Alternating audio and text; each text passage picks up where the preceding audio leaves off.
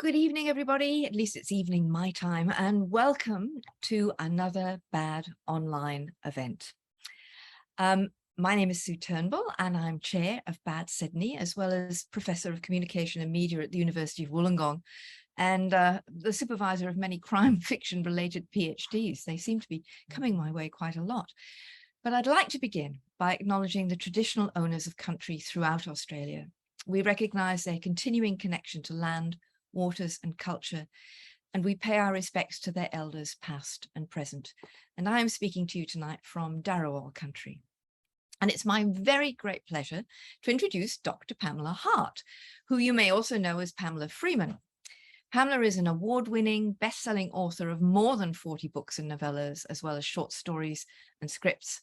She writes historical novels, romance, non-fiction, and children's fantasies. But tonight, we're going to be talking about her two crime novels featuring the character Poppy McGowan, Digging Up Dirt, and the most recent, which I'm going to hold up now, An A-List for Death.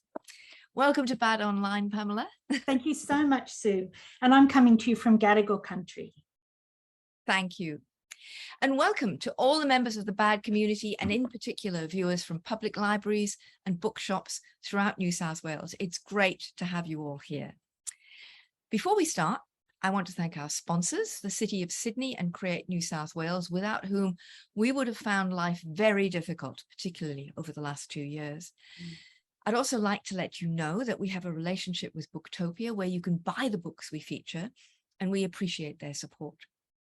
So this is how we're going to do it. Pamela and I will be talking for about 45 minutes, and I will try to remind you to send through questions using QA after about 40 minutes. Normally we have someone else chairing and I'm doing the questions, so I've got to do both tonight. So hopefully 40 minutes, send through your Q&A questions and I'll ask them on your behalf. And I'll also say a few words at the end about our next events. So time to get started, and here we go. Pamela, I'm so thrilled to be talking to you tonight, and I'm just a little bit overawed by the fact that you have so many publications, but I'm also very excited that you seem to have turned to crime. So can we ask you, what drew you to the crime genre? Well, I've always loved crime. I've always read it a lot. Your famous five, obviously, but also Trixie Belden, Nancy Drew. You know, my love for crime started very early and stayed, I guess I was about 10 or 11 when I read my first Agatha Christie, and that was it. You know, from then on, I was hooked on crime. And I'm not sure why I didn't write it. I had written some children's mystery stories, the Tiger Bay mysteries, but I don't know why I didn't turn to it earlier. I guess I was writing a lot of children's books to start with, and then only came into writing for adults later. And I've always written, I guess, the book that called to me at the moment. Yeah. And crime was, I think, for me, a lot of the time it was my relaxation reading. And maybe there was something in me that didn't want it to turn into work. I'm not sure about that, but I had been writing historical novels, quite heavily detailed novels set in World War I or in the 1920s. And the research, they're not grim books, you know, but the research for them was quite grim. And, you know, things like for the Desert Nurse, for example, how do you cut someone's leg off in a tent in the Sinai Desert, you know, that kind of stuff. Yeah. And I came out of writing that book and I just want to try something fun. And I do love the cozy mystery genre, although not so much the very saccharine American style of cozy. And a friend said to me, well, why don't you just write one of those? And I thought, yes, why don't I? So it was really as simple as that. It was like, yeah, that's a great idea. Actually, I'll do that. That would be fun. Okay, so you that would be digging up dirt. That's right. Right. Okay. And you introduced the character of Poppy McGowan. Poppy McGowan. Okay, Poppy's a terrific character. She's a buoyant. She's got a head full of curls. She worked for the ABC. She has a boyfriend. She lives in Annandale. Okay, where did Poppy come from? How much is she like you, and how much is she different from you? Okay, well, there are two answers to where did Poppy come from. One is that I didn't want to do any research. And so I gave, because I had just had it up to here with research. So I gave her my old job at the ABC. I used to work for ABC Kids as a researcher and scriptwriter, just as she does. I gave her the house in Annandale, which I had restored, renovated in exactly the same way that she's doing. I gave her my friends. Many of the people in the book are real people. And that's one answer.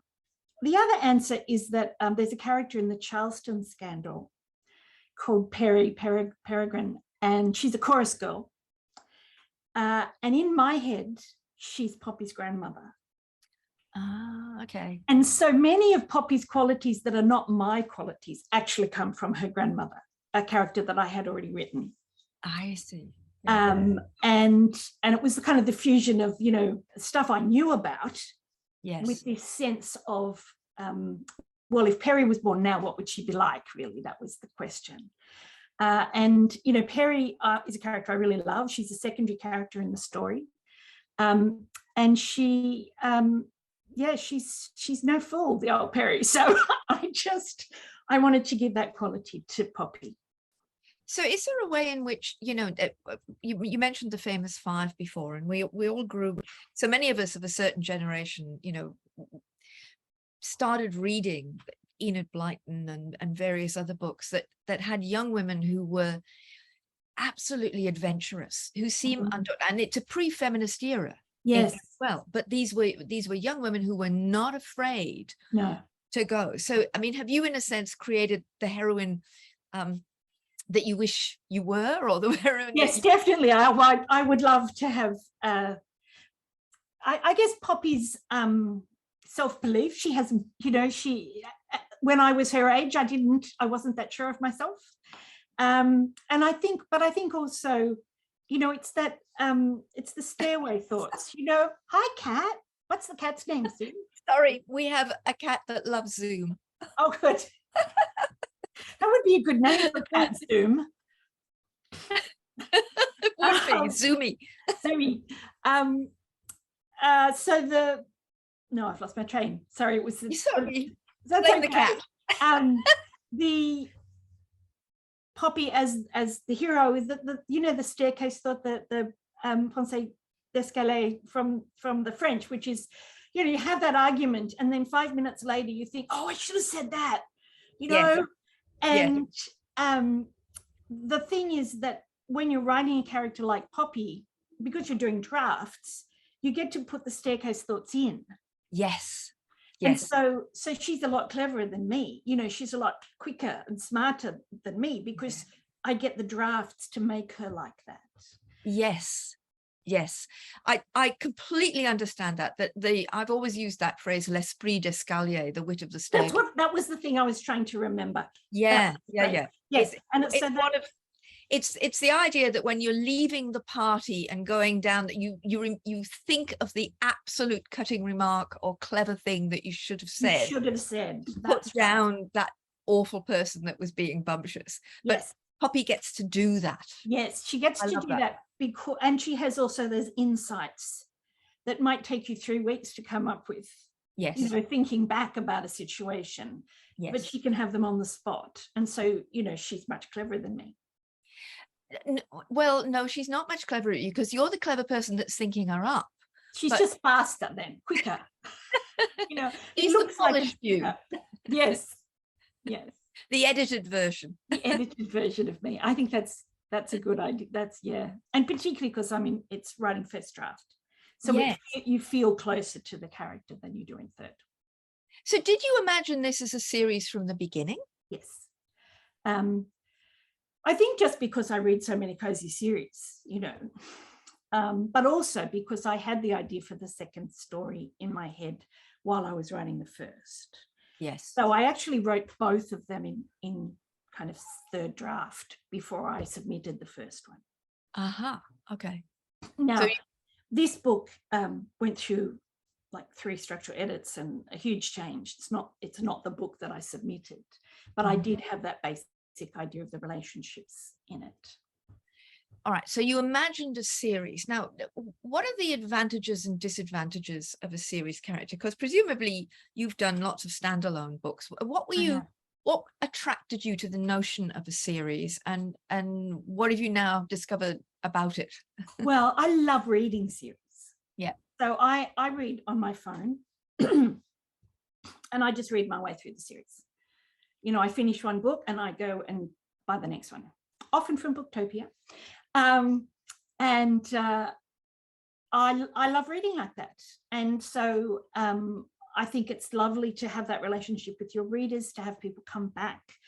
And, you know, I get messages from readers. I can't wait for the next Poppy book. I love Poppy so much. And that's fantastic. You know, you don't get that when you're writing standalones at all. I mean, you get people saying, oh, I can't wait for your next book, but it's not quite the same. The feedback is different. It feels different. Yeah. So I like that kind of relationship with the reader. And to a certain extent, there's a little less work in that you don't have to start from scratch with your main characters. Or your setting, you know, I mean, although in the next book we're going to Jordan, so it's a completely different setting. But you know, I'll be taking at least 3 established characters with me to Jordan. So there is a little bit of it's easier. The problem is, particularly I think in cozies, how many bodies can this girl fall over, you know, before it becomes ridiculous? It's the Jessica Fletcher problem. I'm astonished that anybody ever lets Jessica Fletcher from Murder, She Wrote come anywhere near her, near them, because it's like everywhere she goes, someone dies, you know, often more than one. And that is an issue with the cozy mystery, I think. And that's why quite often they're set in small towns, because then people can find out about murders, not necessarily directly. But I have a plan for that, which I'm keeping to myself for the moment. But I have a plan to deal with that. Well, it sounds to me like you've neatly sidestepped the problem by taking Poppy to Jordan in the 3rd book, for example, because I mean, what you're describing is also the problem of the midsummer murders as an idea, which is midsummer. If you think about Sydney, it's quite possible to have a lot of murders, you know, around the city of Sydney, as it were. But also, if you take your character somewhere else, then you've got more opportunities. Yes. Yes, it's more about why is this person getting involved? You know, that becomes the question for a series like this. And as I say, I have a plan to deal with that. But the other thing is, I'm like Donna Andrews' series of the Meg Langslow mysteries. I'm really interested in the way she has taken the character very much from the same position Poppy is in romantically and everything at the beginning of Digging Up Dirt. But she's taken her character through 31 books. And each book jumps 6 months or so in the character's life, sort of keeping pace with time. And I think that's a really interesting challenge for a writer, is to keep things interesting, to keep things going, and to bring in new characters while keeping the ensemble. You juggle so many characters by the end if you've got an ongoing series. So yeah, I think that, and she changes locations occasionally, but most of it's in the same location.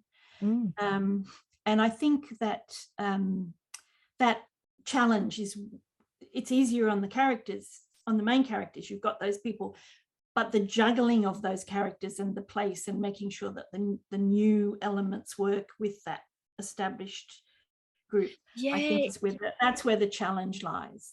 It is a real challenge, isn't it? Because I'm thinking about some of the series where the character doesn't move. I mean, Phryne Fisher, it hasn't got beyond 1929. You know, she starts in 1928, and Kerry Greenwood said she's not going beyond 1929. No. And then you have, and if you, as you say, if you try to evolve a character like Henning Mankell did, where do you end up? You know, the last book in the Henning Mankell series, the poor character had dementia, you know, which is a logical ending, as it were, and you know how to bring your character, how to end the series. But it is quite a challenge in terms of how, is it like a sitcom where your character doesn't grow, or can you put grow them? evolution in there? And I think personally, I would not be interested in a character that didn't grow. Yeah. I wouldn't be interested in writing that person.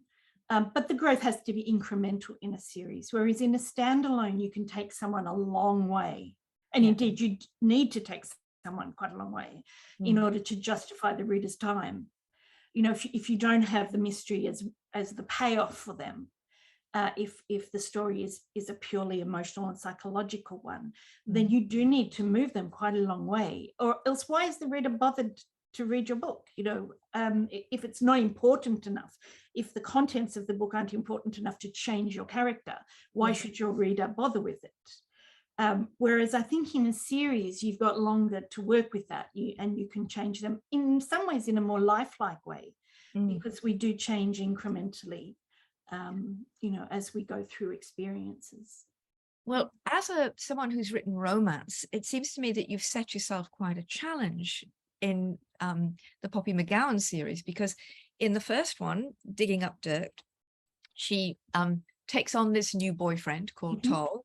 In this one, Toll and she are slightly more established, and she's going to go off to Jordan. Well, there's a big question. Don't give the spoiler away, Sue. There's the big question. Is she going to go, or isn't she? Our series, yes, she is going to go to Jordan. The next book, working title is An Ancient Grave.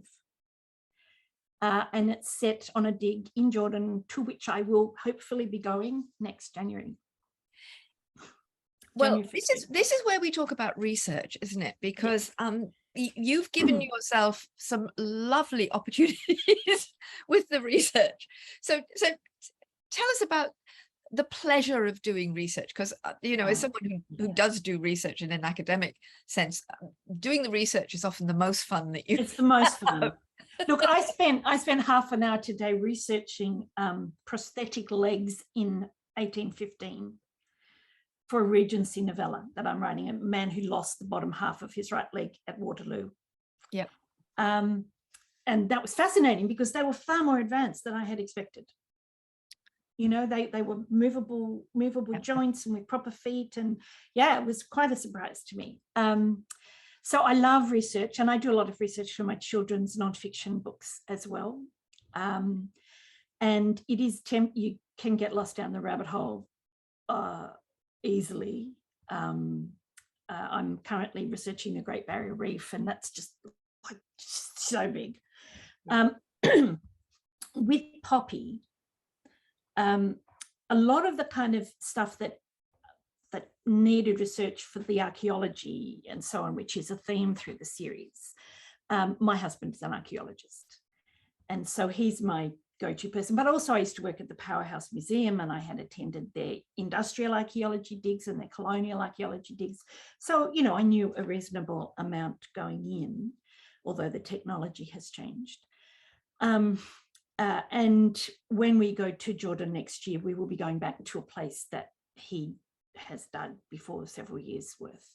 And so at first, you know, with COVID and everything, we thought perhaps we weren't going to get there. It's already been delayed twice.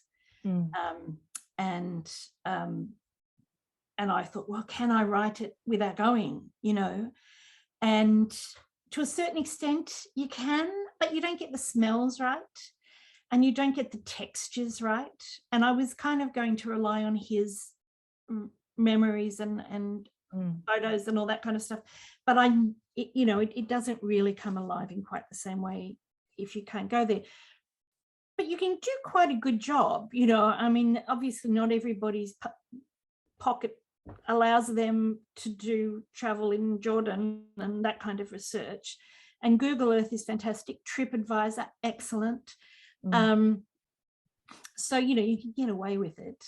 But I personally I'm very keen on that sort of sensory detail. So I'm very glad that I'm going to be able to go beforehand. Yeah. But I'll have most of it written before then. That's interesting, but it is also that sense of texture. I mean, I can think of it myself researching some work on Icelandic television crime drama watching a lot of Icelandic television, and then going to Iceland and suddenly having this breathtakingly different horizon. And you can't get that Can't get it. No. anything other than being in the landscape itself, as it were. Exactly. And I think that when you have that and you can bring that to the writing, people feel it. The reader feels that authenticity. And I get a lot of comment on the Sydneyness of the Poppy books. And people go, oh, I used to live there. That's exactly what it's like. And oh, I really felt Sydney in the pages. So that always feels nice. But I think it's because it's my city and I know it, Yeah. Well, I only came to Sydney. Well, I came to Wollongong 11 years ago. So I'm actually discovering Sydney through crime. And I actually had to go to Google Maps, believe me, to find out where Annandale was. And I went, oh, now I get it. So next time you're in Melbourne, you come for lunch. The next time you come up from Melbourne, come for lunch and I'll show you around. I'll show you the house. Exactly. I want to go to Annandale. I definitely do. But this book, there's a particularly, for me, very interesting theme, which is celebrity culture. Yes. There's a lot of stuff about the media in here, and a central character, an older woman who is central to the plot, called Daisy, who made me think just a little bit of Patsy in Absolutely. Oh, yes, a little bit. Yeah. Just a little bit. She's in her who elegance. Patsy would like to be, I think she's definitely more, cool, but I could imagine Joanna Lumley playing her, put it that way. Absolutely. Oh, she'd be fantastic. Yes. So good. Yeah, but tell us about what you're doing with the theme here, because in some ways, having worked in the media, again, that would be a research area that you'd be vaguely familiar with. But what are you saying in here about media and celebrity? I think it's about layers. We have the layer that is presented to us on the website or on the newspaper or on Twitter or Instagram. And then you have the people who deliberately create that layer, and that's not just the media people, it's also the PR people, and it's the, one of the characters in this is Nathan Castle, who's the rock god. And he's crafted his image. He used to be an indie folk kind of guy, and he decided, no, I'm going to change into this. And he's an active participant in crafting that image. But then you've got the people behind the image as well. And I found it interesting with digging up dirt. A lot of people gave me feedback about how interesting they found the media stuff. Like there's a bit there where Poppy interviews someone and then they do the noddies, with her sitting there and nodding. And I can't tell you the number of people that have said to me, I didn't know that was how they did it. And I go, how can you not know? That's how, and then and so people who work in the media underestimate what people know. Yes. Most people don't know that TV shows are shot out of sequence, for example. So with this one, I wanted to kind of keep on with that theme, that idea of showing the behind the scenes.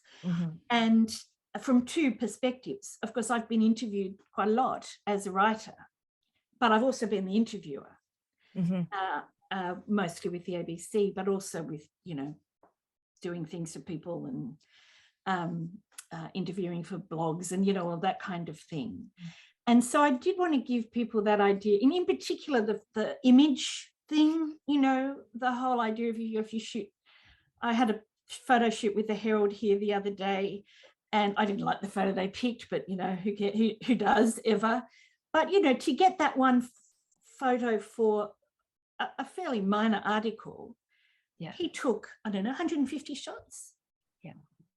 And people don't realize that, people don't realize the kind of effort that goes into creating that facing layer. And so that's why I wanted Poppy to get caught up in all of that, the paparazzi, but also that kind of manipulation of ideas and messages about people, which I find fascinating. Well, I actually have to say that because it's in this kind of housing complex, and we should say that Poppy's Aunt Mary has had, was it a hip replacement? Knee replacement. Knee replacement. And she's in there, and Daisy is in another, and they're old friends. And we've kind of got this building, and there's a very nasty manager in the building, and Daisy is discovered in the bathroom with a head wound, and it's all this kind of thing. I jumped to Only Murders in the Building. I started to think about the TV series because it started to seem to me a bit like that wonderful TV show with Steve Martin and Martin Short, which and I've never seen, which I've only recently become aware of, in fact. Brilliant. Yes. So it's one of the it's a treat yet to come for me. But I think this is absolutely on the money, because I think it fits into that generic turn that we're taking, which is the crime with a bit of comedy, the crime with fun, as it were. Well, one of my edits that came back from the publisher was, the last one was funnier. Can you make it funny? I didn't really set out to make the first one funny. That's just how Poppy sees the world. So I had to really think hard about, well, what do I do to make it funnier, given that the central act is an act of violence against an old lady. So that's where I introduced the character of Charlie as a bit of comic relief on the way through. Yes. So yes. So what's Charlie sounds like Clint Eastwood, and he puts on the Clint Eastwood voice. I can't do a Clint Eastwood voice, but yes, my husband used to do it brilliantly. He's a very slight blonde young man who is apparently a kind of fixer, a bodyguard or fixer for Nathan Castle, the rock god, and he sounds like he tries to personify Clint Eastwood. It's very lovely. Hang on one second, I've just got to turn my husband's just switched the television. Just going to shut him up. Okay. These are the values of Zoom. We really feel like we're in someone's life. It's great. I'm very impressed with Sue's study. I mean, I wish my room and the background looked as good as that. And then I wouldn't have to have the Zoom background. I'm just admiring your study there, Sue. It just looked gorgeous. I'm terribly sorry. My husband forgot and just turned the TV on. So we're back to where we were. But I wanted to continue that thing about the humor, because I think it's very much to do with tone, and the tone in these books is very conversational. I mean, I felt as a reader that Poppy was addressing me as a friend. That's lovely. I'm so pleased. That was certainly what I was trying for. Yes. And interestingly, my husband reckons that this the style is closer to my natural voice than anything else that I've written. And I think possibly that's because I started writing it for fun. You know, I didn't have a contract for the first time in many years. I didn't have any expectations on me. I was just returning to writing for the fun of it.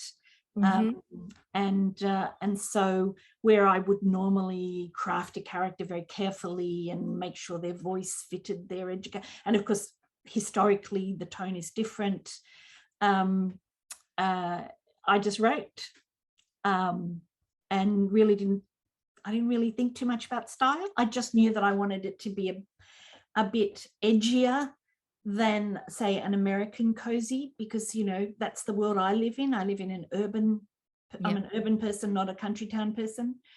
And I also wanted it to be diverse, because that's the world I live in. And to represent Sydney as I know the city, you know. And I've lived in Melbourne, I've lived in London, but Sydney has my heart. And I know it just because of various jobs and things. I probably know more parts of it than most people do. You know, Sydney-siders do tend to stick to their area quite a lot. And so that was one of my goals with it, I guess, was to show the city as a place of people. Yes. really diverse people, even for the kind of the minor roles, making sure that that was representative. Well, it's about a sense of community, isn't it? I mean, I lived in Melbourne for 26 years, and I became very well aware of the fact that it was a composite of villages. Yes. Learnt your village, as it were, and that comes across very strongly in your book. That sense of place, or the series, that sense of place and that sense of the connection to the coffee shop, the this, the that, which is in many ways what makes crime books so attractive to us, because they give us the sense of living in another city, because most people write from that lived experience of where they know. I think that's true. And I think, Raymond Chandler was the first person, I think, who really got that going in crime. And Los Angeles is his patch, and it comes alive in a way that really hadn't been done before, except maybe by Wilkie Collins, but you can't really get a sense of London from Sherlock Holmes, it doesn't seem to me. For the Conan Doyle stories, it's a very narrow slice, even with the irregulars involved, Whereas I think with Chandler, you got across class, and that obviously is also something I'm interested in, of seeing not just one little slice. I mean, Christie, for example, I love her work, but it's a slice of a very narrow slice of society. Yes, and I'm quite interested in broadening that out.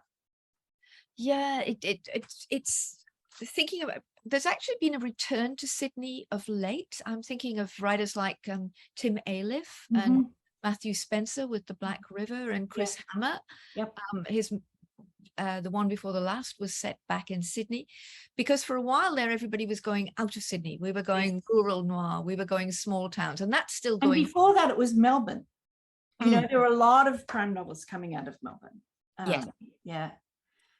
I think that in Melbourne followed from that terrible period where police officers were being shot and crime was very much in the news, and people were aware of crime in Melbourne in a way that perhaps Sydneysiders tend to take it for granted a little more. Though I do have to say, Peter Corris's oeuvre with Cliff Hardy, from the early 1980s onwards, he actually documents changes to the city, and in particular changes to the pubs. The way in which the old pub changed and has now become gentrified and family oriented and open all day. But if you read Corris, there's a historical city. There is, and of course he's in a city, William Street, Darlinghurst, which was going through an enormous amount of change during that period. It was indeed. It was indeed.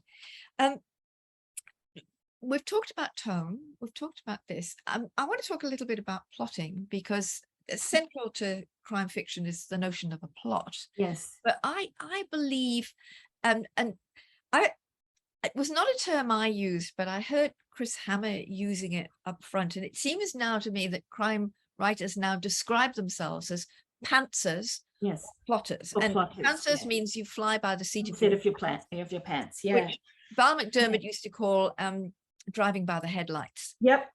Yes. And I actually think driving by the headlights is a better description, because you can see just a little way ahead. And yes, I don't know who the murderer is when I start to write the book. Michael Robotham said he didn't either when I was talking to him recently. Yeah. And I think a lot of us do, because I think it's harder to make it surprising if you know from the beginning who it was. And so I kind of decided about, in digging up Dirt, I decided about 2/3 of the way through who it was, and then changed my mind. Because I thought, no, it's a bit obvious. And something of the same happened with An A-List for Death. And of course, the point about that, you can't do that unless you've got a good victim. So the victim has to be someone a lot of people want to kill. Really, basically, it's all about the victim. Yes. Which is actually the workshop I'm doing at the festival, about creating a victim that will keep your story going. Yeah, so you've got to make sure that whoever is attacked, there are multiple people who want something from them. I was doing an event with Michael Robotham last weekend, and we ended up talking about victims at one point or another. And he said the victim has to be incredibly complicated because the investigation is discovering who the victim was. That's right. And why they would be killed. And in his most recent book, Lying Beside You, you know, begins with a female victim, and there's so much that you have to discover in her history in order to find out who would want to kill her. So the victim matters enormously, more than people think. The only time I think they don't matter very much is when you've got one of those rape and kill serial killers, and then they just have to be female usually, you know, snatched off the street or whatever. But in a classic whodunit, then the victim is the story, and finding out about the victim. Well, I think that's not just to do with whodunits. I think that's to do with crime fiction more generally. I actually think, I think it depends on the novel. For example, Solari Gentle's most recent Woman in the Library. The Woman in the Library. That death is actually a cipher to start the action going, and she doesn't matter. Right. It's a very clever trick, but in a way it's very self-conscious because she's playing with the elements. I have that saved up to read on my holidays next month. I've told Solari I'm going to get into it then when I can really concentrate on it. But I love her work, obviously. But I guess if it's not a victim like that, then it's about intersections of things. So deaths often happen when two different problems intersect, which is what we've got with A-List. Yes. You know, we have the initial victim of Daisy, and that's where the complexity lies. But then you have an additional complexity because two different problems collide. Yes.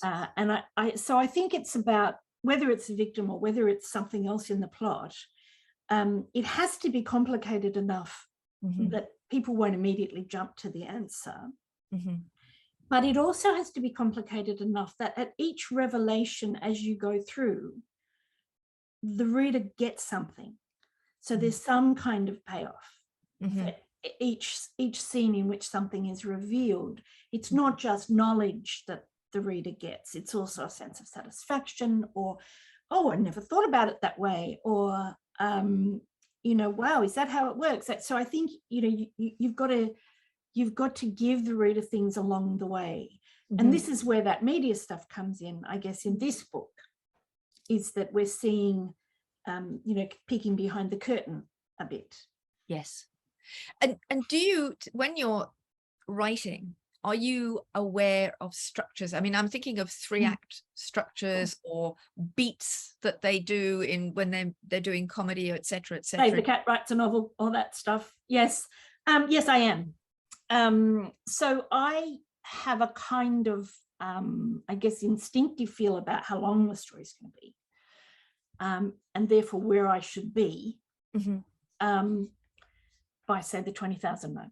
So these books are about 80,000. Yeah.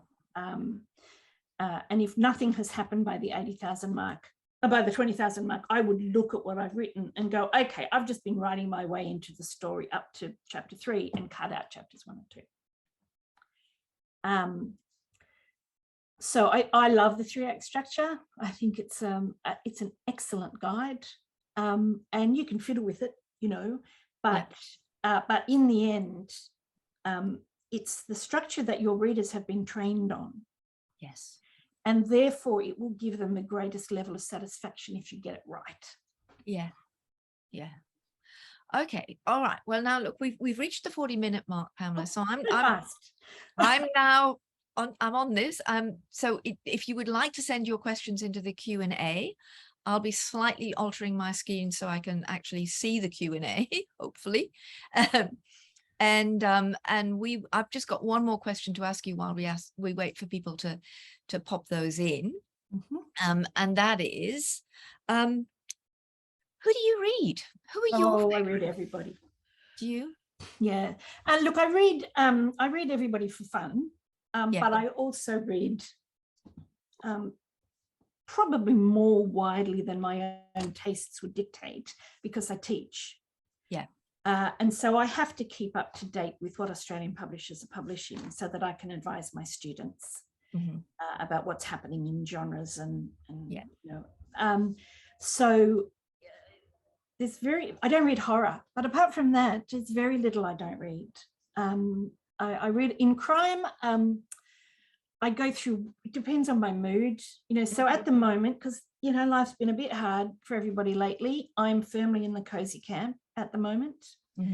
Either straight cozies like the Donna Andrews that I mentioned earlier, or magic cozies, witchy cozies, which are my kind of, that's my guilty pleasure, like A.A. Albright.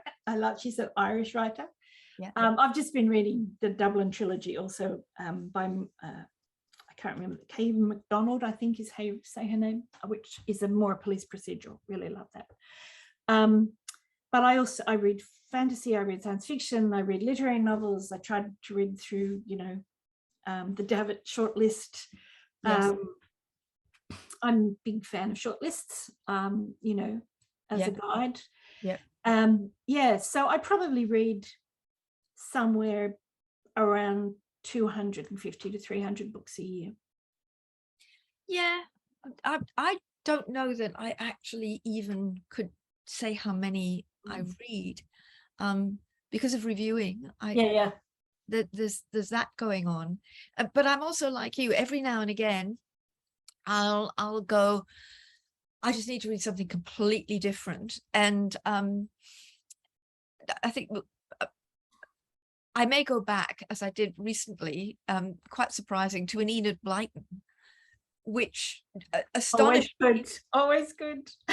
I went back and I don't know why, something was really bad, and this was sort of like, you know, where's your safe place? And I picked up stuff, yeah. Enid Blyton, and I read Five Go to Kieran Island again, but I was astonished by it, because in it, Uncle Quentin goes to Kieran Island and he's constructing a tower, and the spies are trying to get to him, and it needs alone on the island, and he refuses to let anybody there, etc. And basically what he's trying to do is he's trying to invent a new source of power that doesn't involve coal or renewables, solar. Renewables. Yeah. And I'm going, who would have thunk Enid Blyton was an environmentalist? It's fascinating going back to read earlier, you know, childhood books. I've just done a blog post about Lorna Hill's ballet books and how feminist they were, which just struck me out of the blue. At someone was talking about who was the first alpha hero, yes, you know, that you read, and I thought, well, actually, it's Sebastian Scott from Veronica at the Wells, and then I thought about how that relationship played out, and it was such a feminist story. And that was written in 1950. Yes. I think we tend to underestimate how subversive that writing and that shaped the young women that we became through the 50s and 60s and 70s. I mean, I was a huge fan of the girls magazine called School Friend. Oh, yes. Yeah. And there was the Silent Three, who were like the famous five, you know, these three girls in kind of secondary college who put on cloaks and hoods, a little bit kind of Ku Klux Klan, only black, with 1, 2, 3 on the front, and went off and solved mysteries. And they were, you know, they were brave, they were undaunted, they were courageous, they asked questions, and I thought to myself, this is what shaped us. And also the boarding school stories. And the reason for that is because it's all girls. So all of the parts, like, you know, you have a range of characters in a book, and some of them will be timid and some of them will be rash, and, you know, and in a book that has both boys and girls, typically the boys get the rash active role and the girl gets the timid sitting role. But when you're writing a story that has only girls, there have to be girls who are rash, there have to be girls who are active.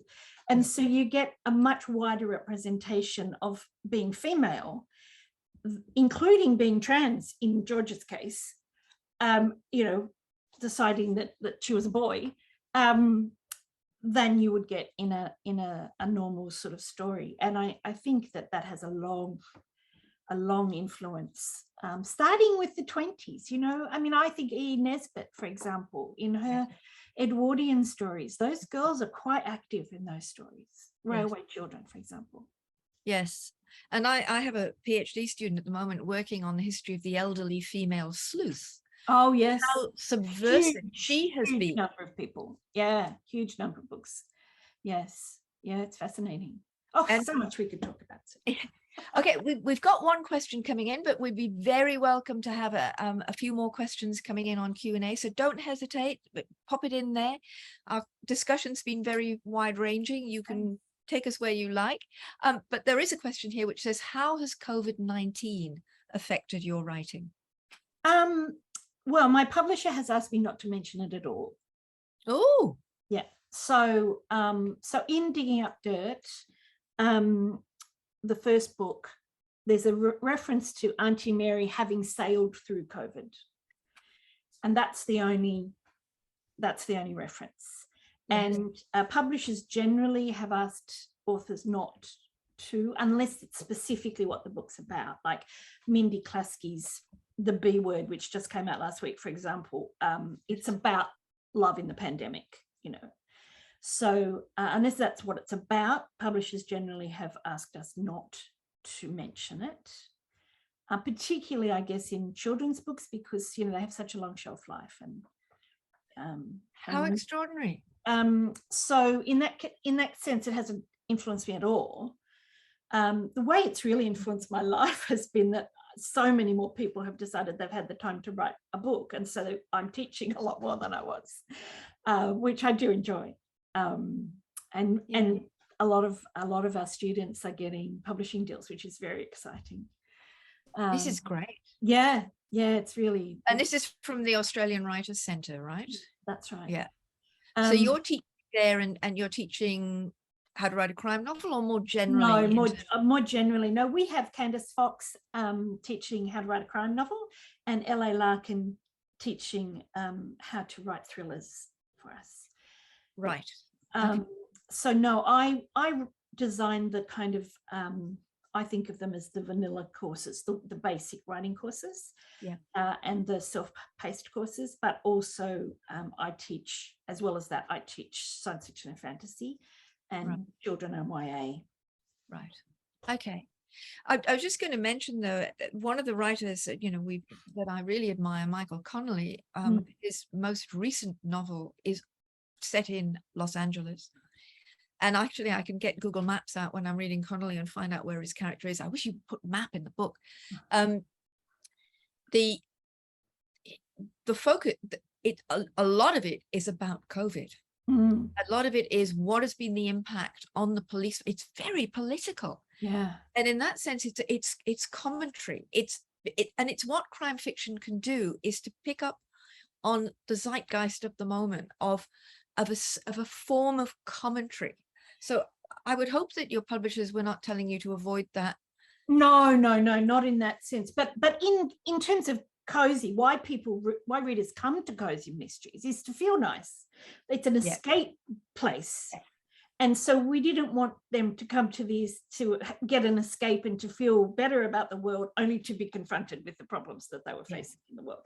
But no, I don't think at all that was the issue. The issue is, what feeling do you want your reader to take away with them when they finish the book? And in a cozy mystery, you want people to feel refreshed, I think. Yes, I enjoyed that.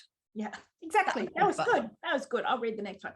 You know, that's what you want. And so people are reading cozies more, I think, because that's what you get from them. You get that sense of hope and uplift, and in these books, a bit of a laugh occasionally, and characters you like, not characters you have to suffer through in order to get to the end, you know.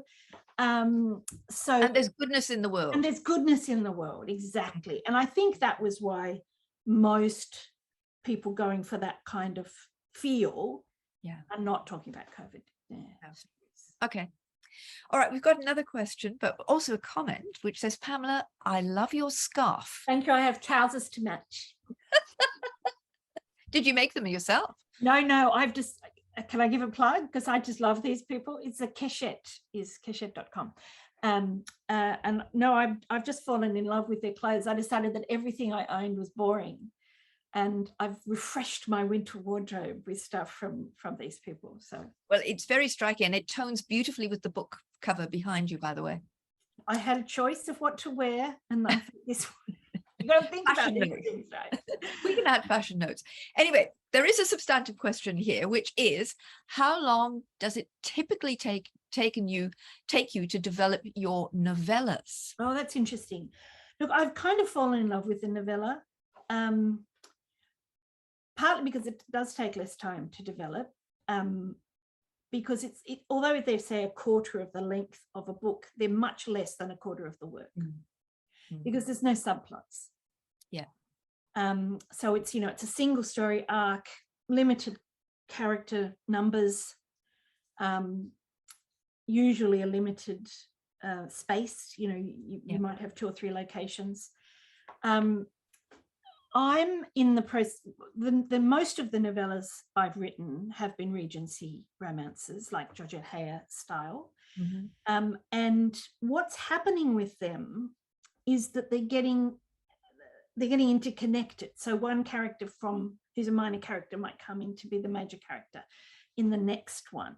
And so it's quite hard for me to answer the question about how long it takes to develop, because I might be writing a story about a character whom I first met 3 years ago, and I've had in my head since then, and now I've come to write her story. So yeah, it is quite hard. I like to live with my characters for a while. I'm about to start on a children's fantasy series that I started thinking about maybe 6 years ago. Right. Yeah. So I've been living with those characters for quite a long time, and I'm only now getting ready to write it because a new character just turned up about a month ago, and I thought, oh, that's what I've been missing. She's the one I've been missing for this book. So I can sometimes I jump straight into the next one because it's characters I already know, and sometimes it might take a year. Yeah. Okay, but you have a kind of universe of characters in your now, and the Pamela verse. The Pamela verse. Well, yes. Different periods. Yes, I'm just starting. The one I'm working on at the moment is a series. Will be the first in a series called The Trengrass Ball, and it's seven children of the Earl of Trengrass, and there's a ball that's the 18th birthday of the youngest daughter, and everybody, each of these novellas will have a scene at the ball. Oh, fantastic. So in some it'll be the first scene, in others it will be the last scene, and so I'm writing them all first before. So you've got like a tent pole. You've got this moment, and everything revolving around. Everything revolves around it. People come in, and so I'm going to be writing all of them first before I put them out. So that, and I am going to have to map out the house, so I know where everybody is at various times of the night. But I'm just making trouble for myself, I know, by doing it that way. But I think it will be lots of fun for the reader. It sounds like so much fun doing the planning. Okay, we're winding up on time. I'm going to ask you one last thing, which is I'm going to ask you to give our audience 3 pieces of advice if they want to write a cozy crime novel. The first one is the one that you'll hear from everybody, no matter what, which is read the genre that you want to write in, and read the most recent iteration of that genre. If you want to write cozy crime, don't just read Agatha Christie. Go out there and read me, but also read all the other people that are writing in that area, because the genre has changed. Yes. The other is know your characters, because cozy crime is all about character. I mean, people talk about it as a plot-based story, but it's not. It's a character-based story. And in particular, spend time working your victim up. And then thirdly, redraft. The reason that things are tightly plotted is not because it came out that way. Mm. When you read somebody's work, you're reading maybe the 8th or 9th draft or more. And your first draft will feel awful and terrible, and that's okay. Their first draft was too. My first draft was, you know, you're reading a finished product that's had an enormous amount of work put into it, but you have to put that work into yours. So be prepared to do multiple drafts. Do you like rewriting though? Yes, I do. I like it for a number of reasons. But I have only started to like it since I embraced radical editing. So for the Charleston scandal, for example, I threw out 70,000 words, 2 lots of 35,000 words in different drafts. And coming into a book with that attitude, with nothing is sacred, I can throw anybody out except Poppy and Toll. I can throw any bit of the story away. I can introduce new things without any problems, you know. Seeing it very much as malleable, that the clay's still wet and you can move it around, that makes it fun. Whereas if you go in trying to go, I must make this scene better, but don't think, do I need this scene? Really? Then you're not going to enjoy it. And I was talking to a student on the other night. I did a session and I was talking, somebody asked the question, what do you do if I get to a spot in the book that's really boring for me to write and I'm losing my enthusiasm? And I went, well, if it's boring for you to write, it's boring for the reader to read, just skip over it. You don't have to write every moment in your character's life. Just go zoop and go, well, 3 weeks later, they were doing such and such. Yeah. And she came back to me the next day and went, it's just changed everything. I was up till 4 o'clock in the night writing this thing, you know, and I think you've got to play with your stuff, and then editing's fun. Yes. But if you're going, oh, should that comma be there? No, that's way down the track. Okay. Oh, that's wonderful. Such great advice. And yes, I am going to go away and write that crime novel. Excellent. We'll do that. Yep.